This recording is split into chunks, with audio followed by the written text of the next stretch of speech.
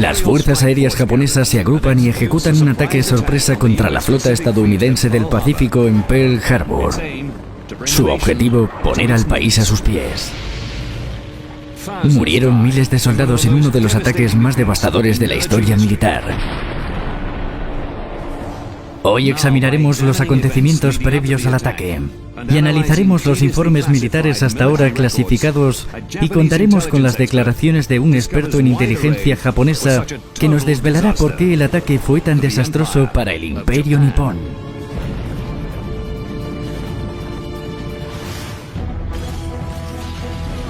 Las catástrofes no suceden sin más. Vienen desencadenadas por una serie de acontecimientos clave. Descubriremos las decisiones que se tomaron durante los segundos previos a la catástrofe. Pearl Harbor. 4 de la madrugada. Mar de Japón. A 6.500 kilómetros de Pearl Harbor. Para el almirante Isoroku Yamamoto, estratega japonés, hoy culminan años de investigación y planificación. El ataque de Pearl Harbor será la primera de una serie de ofensivas en el Pacífico. El objetivo de Japón es levantar un imperio. La planificación está completa y la tormenta está a punto de estallar.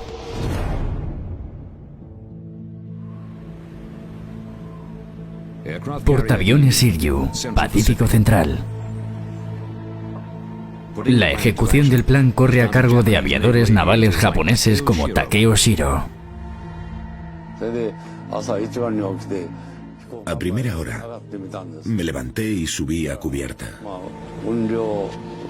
Había un 50% de nubosidad, así que pensé que podíamos atacar. Como tripulante de un bombardero de ataque Type 97, iba a participar en la primera oleada de ataques que sumiría a su país en la guerra. Pensé que sería un día horrible. Si Japón provocaba e iniciaba la guerra, seguramente duraría mucho y podíamos morir ese mismo día. Pensé que sería algo crucial para el país. Los pilotos que lideraban el ataque eran conscientes de la magnitud de la ofensiva a la que se enfrentaban. Estábamos preparados para morir en el ataque. Nos dijeron que escribiéramos una carta a nuestros padres y pusiéramos un mechón de pelo y uñas como recuerdo. Así que nos cortamos el pelo y las uñas y lo adjuntamos a las cartas para que se las hicieran llegar a nuestras familias si moríamos. 6:30 de la mañana. Los acorazados están atracados en Pearl Harbor. En el interior de la nave USS Arizona, Don Stratton empieza el día como cualquier otro domingo con el barco amarrado en el puerto. Era un domingo por la mañana limpio y despejado. El domingo era el día de descanso para todos. Los tripulantes del barco disfrutaban de una rutina relajada. Me habían sobrado unas naranjas y se las iba a bajar a un amigo mío que estaba enfermo. Atracado en el lado este del fondeadero se encuentra el crucero pesado USS San Francisco. El marinero Mal Middlesworth forma parte del personal mínimo que vigila el barco mientras lo reparan. Las tareas son pocas y la tripulación planea su viaje a tierra. Todos estábamos hablando.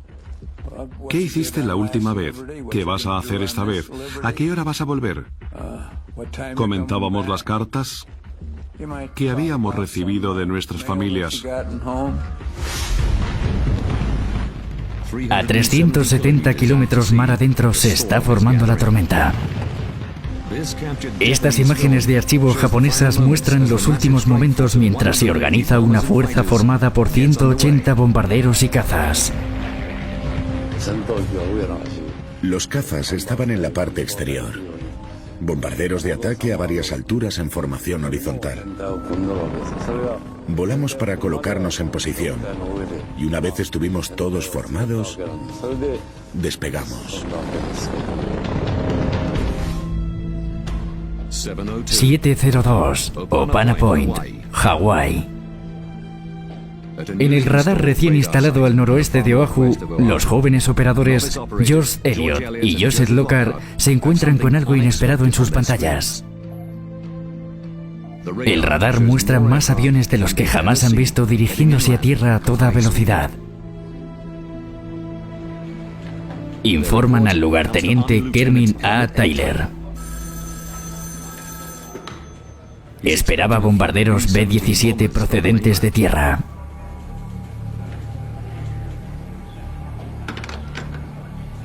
Sin embargo, los bombarderos del Escuadrón 38 de reconocimiento están a cientos de kilómetros de distancia.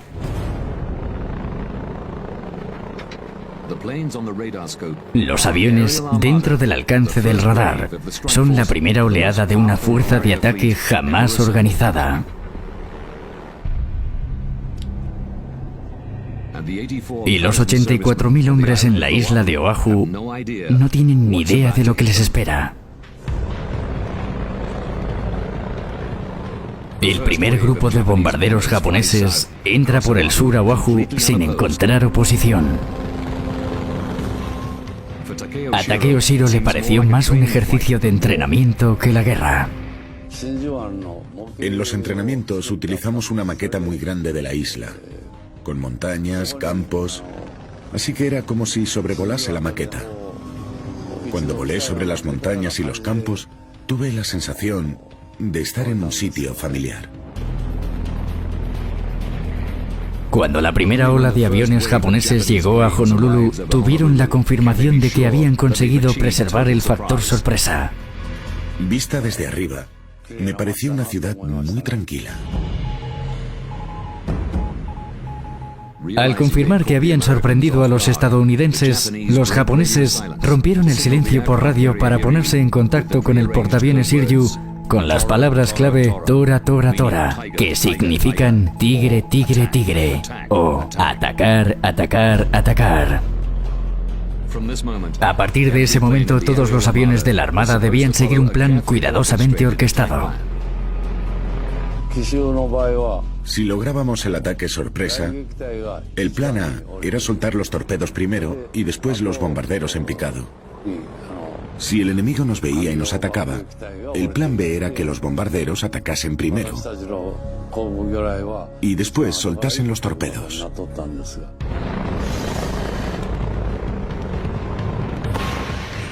Sin embargo, cuando el líder del ataque dispara una bengala para comunicar que deben ejecutar el plan A, muchos pilotos no la ven. Cuando disparan una segunda bengala, los pilotos que vieron la primera pensaron que iba a seguir el plan B. En plena confusión, la flota entera atacó a la vez. Descendimos. Íbamos volando a 3.000, 3.500 metros desde que dejamos el portaaviones hasta que nos dispersamos y recibimos la orden de atacar. Después recibimos la orden de que todas las unidades iban a atacar y eso fue lo que hicimos. 7:58 de la mañana. Los marineros de Pearl Harbor siguen la relajada rutina del domingo por la mañana. Era un bonito día hawaiano. El sol brillaba. Tenía el turno de las 8 a las 12. Y en ese turno sacas los colores.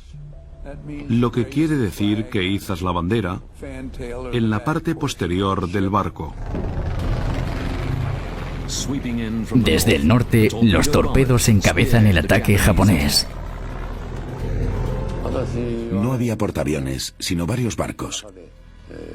Creo que atacamos uno que estaba en el exterior y dos de frente. El West Virginia. Como parte de la tripulación del bombardero, Takeo Shiro tiene la responsabilidad de soltar el torpedo en el momento adecuado. La profundidad de Pearl Harbor no es mucha. Solo tiene 12 o 13 metros, así que era vital que los torpedos no se quedasen enterrados en el barro. Por eso los soltamos a tan poca altitud. El lugarteniente Matsumura estaba delante de mí y me indicó cuándo soltarlo. Me dijo, ¿preparado? ¡Fuego! Y lo solté inmediatamente, con un movimiento rápido. Vimos que todo iba saliendo a la perfección. El ataque se desencadena antes de que los marineros estadounidenses sepan lo que les ha atacado. En el USS Arizona, Don Stratton nunca llega a visitar a su compañero enfermo. Cuando se produce la explosión, se dirige rápidamente a su puesto. Es el inicio de una batalla en la que miles de marineros como él lucharán por salvar sus vidas.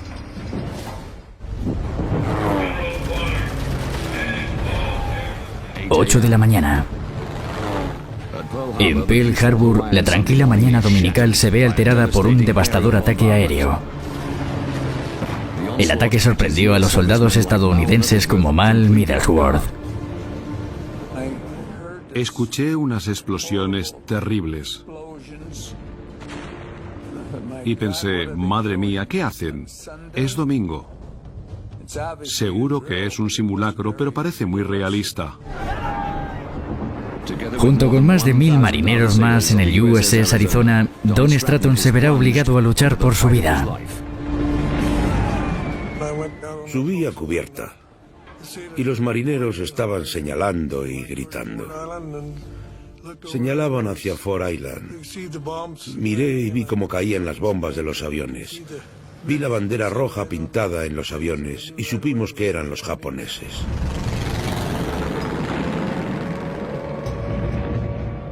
Desde la cubierta del USS San Francisco, Mal tiene una vista perfecta del ataque. Venían por la derecha.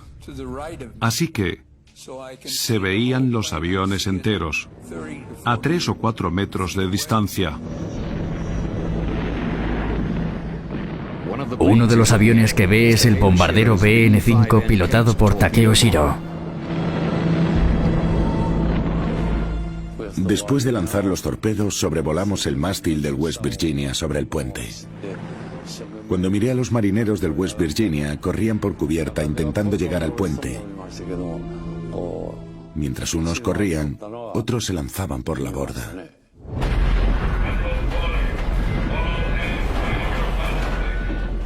Los marineros y los marines de las naves estadounidenses reaccionaron rápidamente, pero pasaron unos segundos clave antes de que los estadounidenses pudieran organizar una defensa efectiva.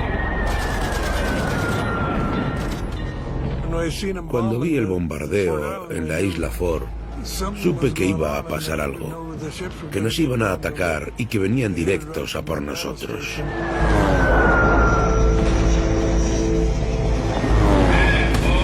El trabajo de Don Stratton era informar a los equipos de ataque antiaéreo a babor del USS Arizona. Subimos 5 escaleras para llegar a la plataforma de control aéreo y los llamé. Sin embargo, al otro lado de Pearl Harbor, Mal Middlesworth está en un barco sin combustible y sin munición. No había nada que pudiera hacer para responder a la situación. Cuando estás de guardia, llevas una pistola del calibre 45. El sentimiento que tienes es, sobre todo, de impotencia. ¿Qué puedo hacer? ¿Cómo puedo ayudar? ¿Cómo puedo salir de esta situación? En aquel momento no se podía hacer nada. 802. Mientras Mal Middlesworth observa impotente, Don Stratton consigue pelear contra los japoneses. 2230. Estábamos haciendo algo. Creo que a los japoneses les sorprendió mucho que les disparásemos tan rápidamente. Pero la suerte juega en su contra y en cuestión de minutos se quedan sin munición. Teníamos 50 cargas de munición detrás de cada pistola y tuvimos que romper los candados para acceder a los almacenes y sacar más munición. Disparamos como locos y nuestro oficial de armamento fue a buscar más. A pesar de sus heroicos esfuerzos, los marineros tienen grandes dificultades para combatir el asalto aéreo de los torpedos, los bombarderos en picado y los bombarderos a más altura. Apuntamos a los bombarderos que volaban a más altitud.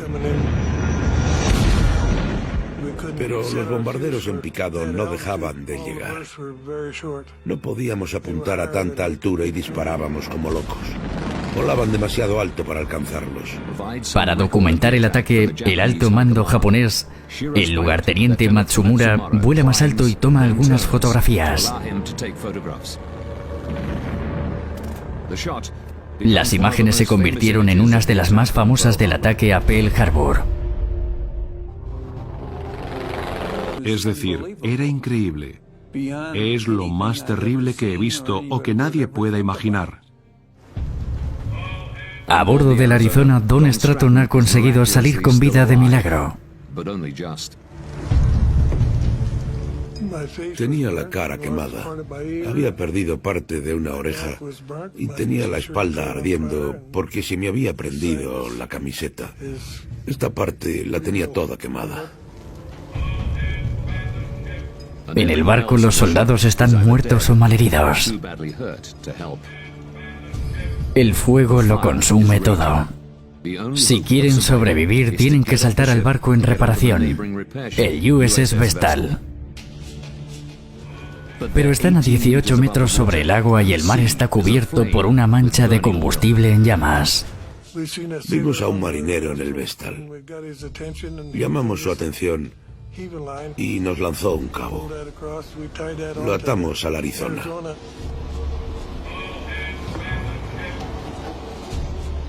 Con el 65% de su cuerpo quemado, Don Stratton sufre un dolor intenso y no hay nadie que le pueda ayudar. Si quiere vivir, tiene que salir de allí. Tiene la piel quemada y agarrarse a la cuerda no es tarea fácil. Cuando empecé a cruzar, la piel de mi brazo se me desprendió. Era como quitarse un calcetín. Nos agarramos a la cuerda para ir hacia un barco que estaba a unos 20 metros de distancia y a unos 14 de altura.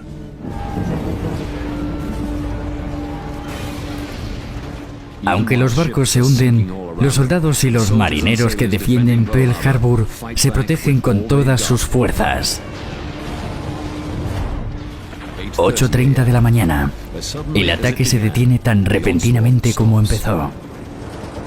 Cuando el primer ataque terminó, no sabíamos qué esperar. Se rumoreaba que los japoneses estaban aterrizando en la costa norte. Así que nadie sabía lo que estaba pasando.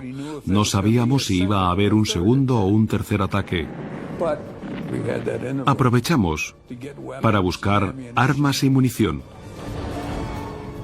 El ejército estadounidense fue sorprendido.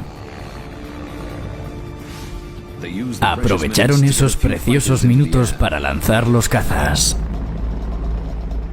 Pero los japoneses aún no habían terminado su ataque. 8:50. Mismos objetivos del ataque anterior.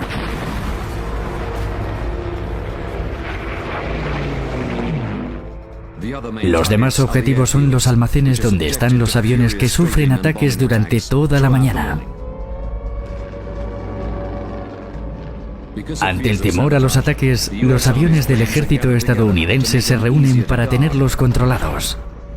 Pero también los convierte en un objetivo fácil para los japoneses. Más de 180 aviones estadounidenses fueron derruidos y otros tantos severamente dañados. En total, 4 barcos estadounidenses fueron hundidos, 4 sufrieron daños y 13 sufrieron serios daños o fueron destruidos. Los japoneses solo perdieron 29 aviones.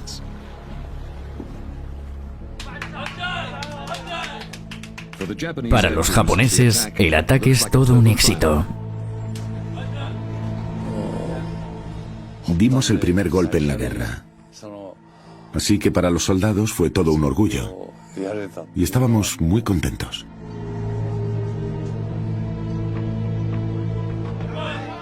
Cuando los pilotos japoneses volvieron a los portaaviones, los recibieron como héroes.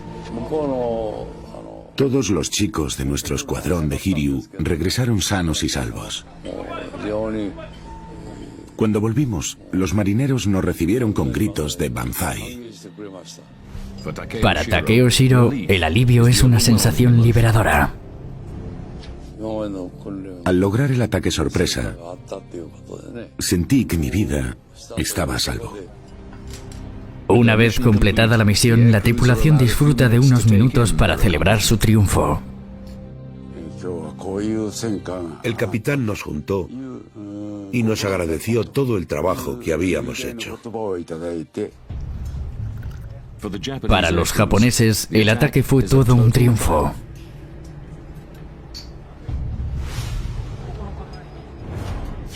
Tres de la tarde. En cuanto recuperan y guardan los aviones, el comandante de la fuerza de asalto, el almirante Chuichi Nagumo, ordena la retirada. La actuación de la Fuerza Naval Imperial Japonesa ha superado todas las expectativas. El ataque ha hundido más barcos y las pérdidas han sido más numerosas de lo que habían planeado. Aún así, el ataque fue un completo fracaso. El mar de Japón a 6.500 kilómetros de Pearl Harbor. En medio de la alegría por el ataque, un hombre no se deja llevar por la emoción de la victoria. El cerebro de la misión, Isoroku Yamamoto, ve lo que los demás no ven. Lejos de ser un triunfo para Japón, el ataque ha sido un completo desastre.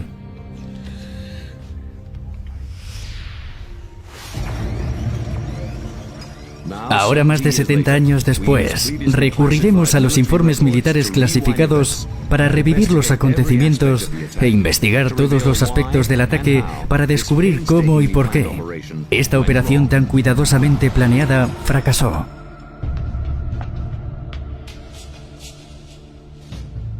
El experto en inteligencia japonesa Toshi Minohara descubrirá una serie de errores cometidos por los militares japoneses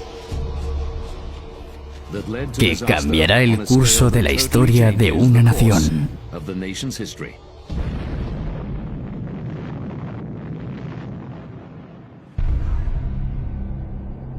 Enero de 1941, 11 meses antes del ataque de Pearl Harbor.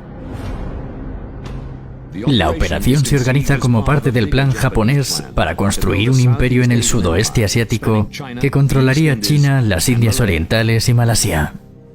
El plan del ejército japonés en el sur era asegurar los recursos japoneses, recursos de guerra. Había muchísimo material en el sur, caucho, metal y combustible, todos ellos muy importantes. El almirante y gran estratega japonés Yamamoto sabe que su plan creará un conflicto con el mundo occidental. Y es consciente de que la flota en Pearl Harbor es la mayor amenaza para sus planes. La armada estadounidense podía causar estragos en el transporte de mercancías japonés. Dominar los océanos es clave, por lo tanto. Controlar las rutas marítimas significa controlar Japón. De manera que Yamamoto planea un golpe de efecto. Un ataque para mermar el poder de Estados Unidos y eliminar su capacidad de intervenir en el Pacífico.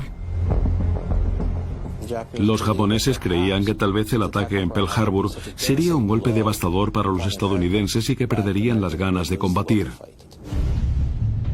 Yamamoto planea el ataque a Pearl Harbor para destruir la armada estadounidense. Sin embargo, nuestra investigación muestra errores clave en el plan táctico y en el control operativo del ataque que hicieron que el ataque fracasase.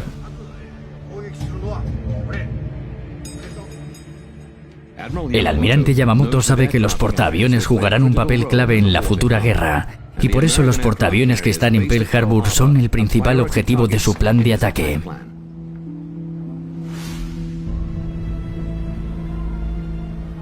Durante la planificación del ataque, la fuerza japonesa recibe información regular sobre la flota de Pearl Harbor. 1 de diciembre de 1941. 6 días antes del ataque, aún no están seguros de la disposición de los cargueros estadounidenses. Reciben un mensaje codificado: escalar montaña Niitaka, que les ordena seguir adelante. Horas antes de que el ataque comience, reciben una información crítica. Los japoneses supieron unas 6 horas antes del ataque que no había portaaviones. Pero también sabían que los estadounidenses no estaban preparados para el ataque.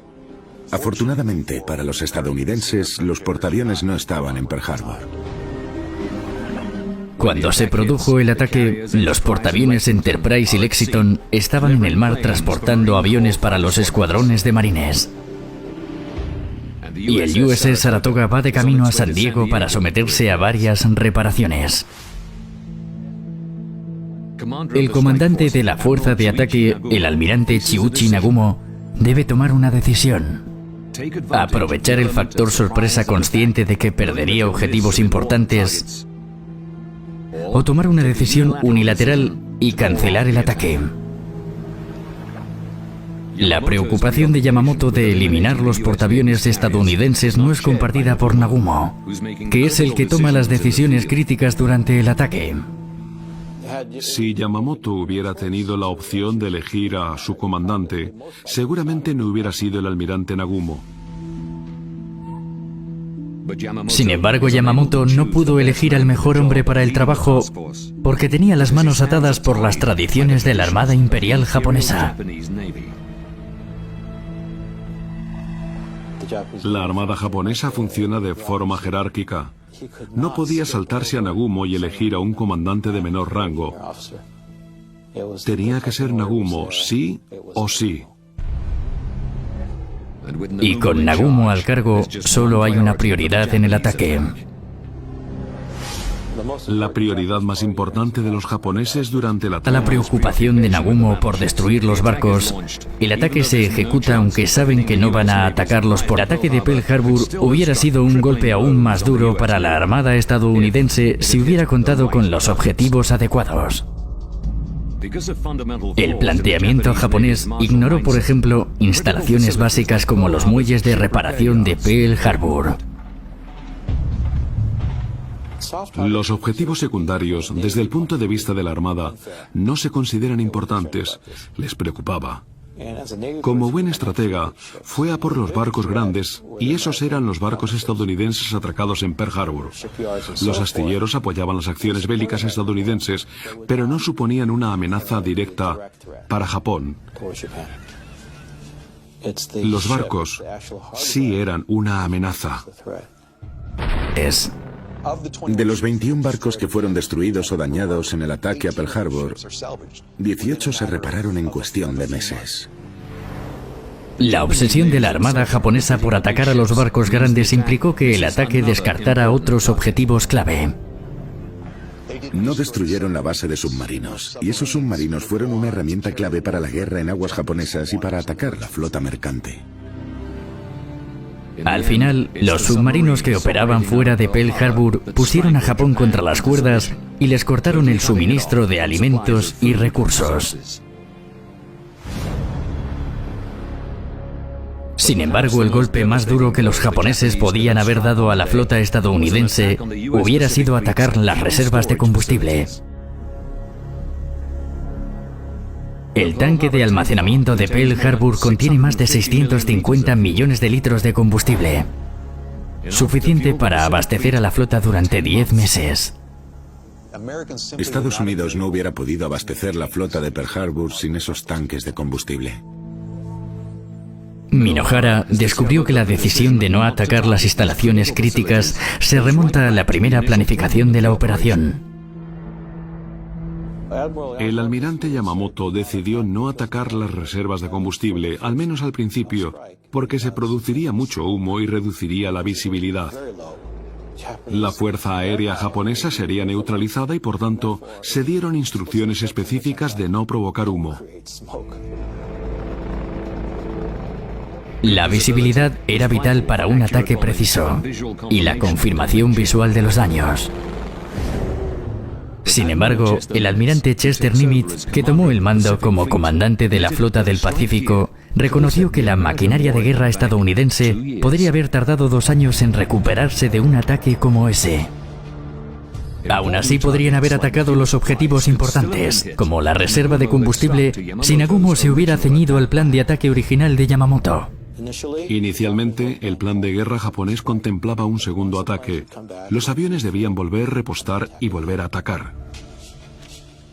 El día del ataque, muchos oficiales japoneses vieron que la misión a la que se dirigían estaba a medio planear. Todos pensaron que un segundo ataque era necesario. Pero el almirante Nagumo se opuso enérgicamente. El almirante Nagumo está a cargo del equipo estratégico y con los barcos estadounidenses destrozados cree que el ataque es un éxito y no quiere poner en peligro los logros conseguidos. El motivo por el que Nagumo estaba en contra de repetir el ataque era que no sabía dónde estaban los portaaviones estadounidenses y temía el contraataque. Además, también había perdido aviones y no quería perder ninguno más. Quería volver siendo un héroe y pensó que este era un riesgo que no tenía por qué correr. Nagumo sabía que si la fuerza japonesa hubiera sufrido daños, su capacidad bélica se hubiera visto mermada. Pensó que su única alternativa era retirar la fuerza intacta. Fue una decisión clave que frustró a Yamamoto profundamente. La decisión de Nagumo de no lanzar el segundo ataque fue el último error crítico en la ejecución del ataque a Pearl Harbor. La capacidad de Estados Unidos para abastecer y reparar sus navíos de guerra seguía intacta.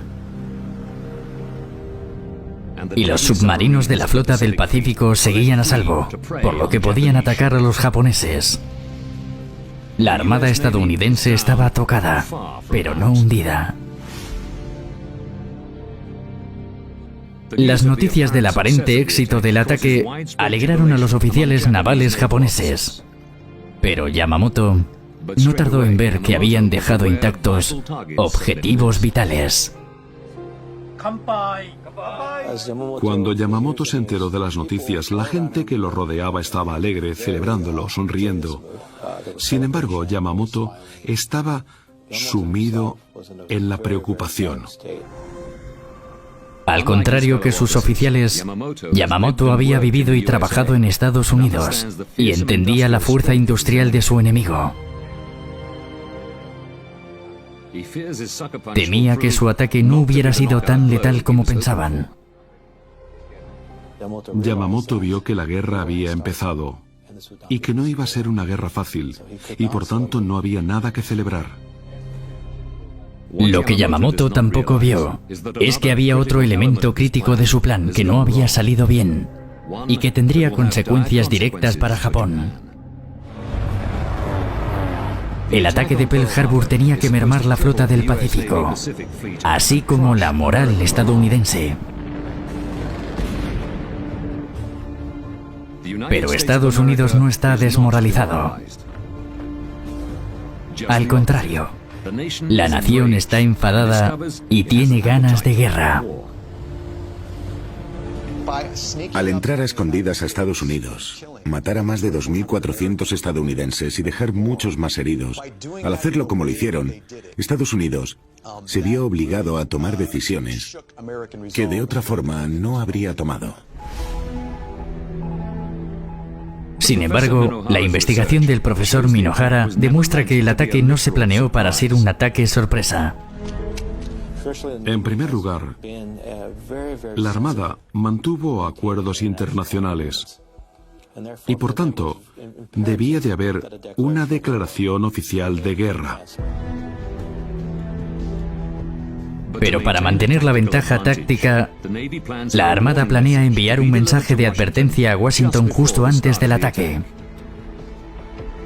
Sin embargo, los diplomáticos del ministerio japonés no tuvieron tiempo.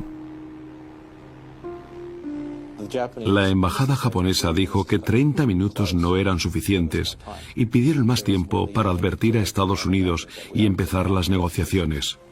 La Armada decidió que fueran 30 minutos. Argumentaron que el éxito de la misión dependía de la sorpresa. Si los avisamos, se prepararán y pondremos en riesgo el éxito del ataque y el destino de Japón. Solo tenían una oportunidad. La investigación revela cómo la determinación del ejército japonés por mantener el elemento sorpresa terminó poniendo en peligro el destino de Japón.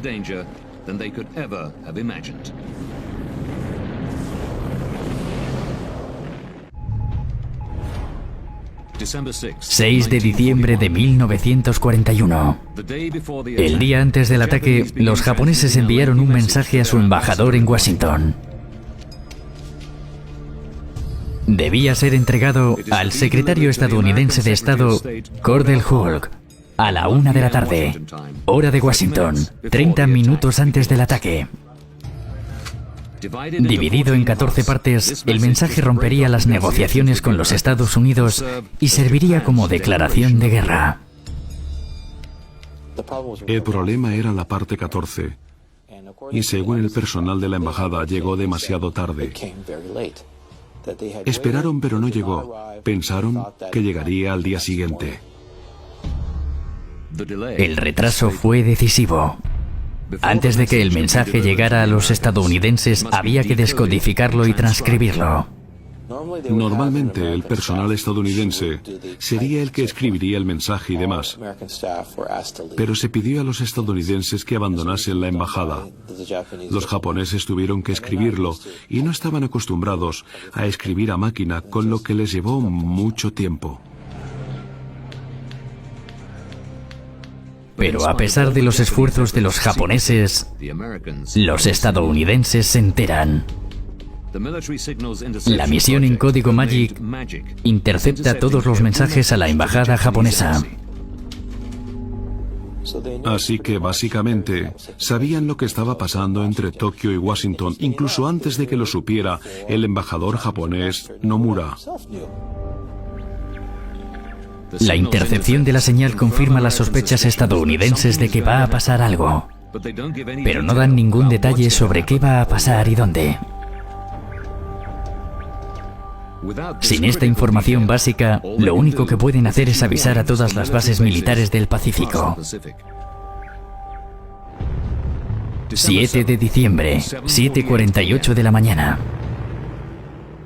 Mientras el avión de Takeo Shiro se acerca a Pearl Harbor, el aviso aún no ha llegado. Cuando cae la primera bomba, el embajador japonés sigue esperando la transcripción del mensaje. Tiene que retrasar su reunión con el secretario de Estado estadounidense Cordell Hull. Y para cuando Como los estadounidenses no reciben la declaración de guerra antes de que empiecen a caer las bombas, ven el ataque de Pearl Harbor como un ataque a traición. Fue un ataque en suelo estadounidense y ni siquiera los pacifistas están dispuestos a tolerarlo. Los estadounidenses estaban listos para contraatacar. Para el alto comisionado japonés, la llegada tardía del mensaje no es más que un detalle. La reacción estadounidense no hace sino sorprenderlos. Lo que no vieron fue que esto reafirmaría la voluntad de luchar, que uniría a unos Estados Unidos divididos. Pero para el arquitecto del plan, que conoce Estados Unidos y entiende a su enemigo, es un fallo crítico. El almirante Yamamoto se sorprendió mucho al saber que la declaración de guerra había llegado tarde. Lo vio como un error gravísimo que reforzaría la voluntad estadounidense de luchar. Ahora podemos revelar los errores críticos en la planificación y ejecución del ataque a Pearl Harbor, que convirtió una victoria táctica en el inicio de una guerra desastrosa. 6 días para la catástrofe. La fuerza japonesa está decidida a atacar. 6 horas para la catástrofe. Los informes revelan que los portaaviones no estaban en Pearl Harbor. 8:10 de la mañana. Los bombarderos japoneses destruyen el USS Arizona y provocan un gran número de bajas. El mensaje de que Japón ha cerrado las negociaciones con Estados Unidos llega después del ataque. 10:30 de la mañana. Con las instalaciones clave de Pearl Harbor inservibles, los japoneses se retiran y la flota del Pacífico se prepara para luchar un día más. Pero según Minohara, el mayor error de los japoneses fue atacar Pearl Harbor. Antes del ataque, Estados Unidos no se hubiera opuesto a las ambiciones imperialistas de Japón. Era muy evidente. Y los documentos, la documentación diplomática lo demuestra. Estados Unidos no quería ir a la guerra. Sin embargo, Japón malinterpretó las intenciones de Estados Unidos, tomó una decisión drástica y tuvo que enfrentarse a las consecuencias.